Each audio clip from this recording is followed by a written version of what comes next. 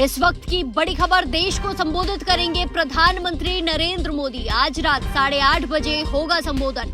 महिला आरक्षण पर कर सकते हैं बात, नहीं पास हुआ था महिला आरक्षण बिल। बड़ी खबर आपको बता रहे हैं, जहां प्रधानमंत्री नरेंद्र मोदी आज रात 8:30 बजे देश को संबोधित करेंगे। पीएम मोदी का ये संबोधन ऐसे समय पर होने जा रहा है जब कल विपक्षी दलों ने संसद में महिला आरक्षण विधेयक को रोक दिया था। प्रधानमंत्री किस मुद्दे पर बात करेंगे यह भी नहीं बताया गया है। संबोधन के विषय के बारे में अभी तक कोई भी और विवरण साझा नहीं किया गया है। आज हुई बैठक में कैबिनेट बैठक के दौरान भी प्रधानमंत्री नरेंद्र मोदी विपक्ष पर हमलावर दिखे और महिला आरक्षण बिल का समर्थन न करके महिलाओं के खिलाफ काम करने का आरोप लगाया। उन्होंने विपक्ष के इस रवैये को एक गलती बताया और चेतावनी दी कि भविष्य में उन्हें इसकी राजनीतिक कीमत चुकानी पड़ेगी। उन्होंने इस बात पर जोर दिया कि ये संदेश है कि विपक्ष महिलाओं के प्रति नकारात्मक सोच रखता है। देश के हर गांव तक पहुंचाया जाना चाहिए।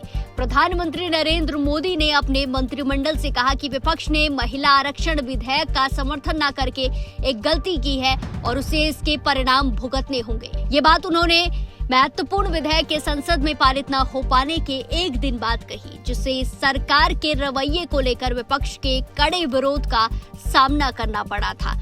अटकलें हैं कि पीएम महिला आरक्षण और परिसीमन और लोकसभा की सीटें बढ़ाने पर बात कर सकते हैं। आपको बता दें कि 17 अप्रैल को केंद्र सरकार लोकसभा में सीटें बढ़ाने के लिए लाया गया संविधान का 131वां संशोधन बिल लोकसभा में पास नहीं करा पाई थी, जिसमें संसद की 543 सीटें बढ़ाकर 850 करने का प्रावधान था।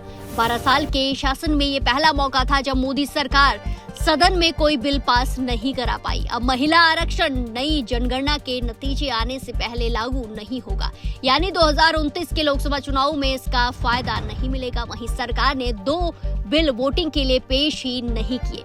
पहला परिसीमन संशोधन संविधान बिल 2026, दूसरा केंद्र शासित प्रदेश कानून संशोधन बिल 2026। सरकार ने इन पर वोटिंग कराने से इनकार कर दिया। संसदीय कार्य मंत्री किरेन रिजिजू ने कहा कि दोनों पहले बिल से जुड़े हुए हैं, इसलिए इन पर अलग से वोटिंग कराने की जरूरत नहीं है। सरकार ने लोकसभा में 3 बिल पेश किए थे। इनमें संविधान 131वां संशोधन बिल, परिसीमन संशोधन संविधान बिल 2026 और केंद्र शासित प्रदेश कानून संशोधन बिल 2026 शामिल थे। महिला आरक्षण बिल नारी शक्ति वंदन अधिनियम के तहत लोकसभा और राज्य विधानसभाओं में 33% सीटें महिलाओं के लिए रिजर्व होगी। हालांकि ये अब 2034 तक लागू होगा। इसके लिए परिसीमन की जरूरत है। परिसीमन का मतलब है देश की आबादी के आधार पर लोकसभा और विधानसभा की सीटों की सीमाएं और संख्या तय करना।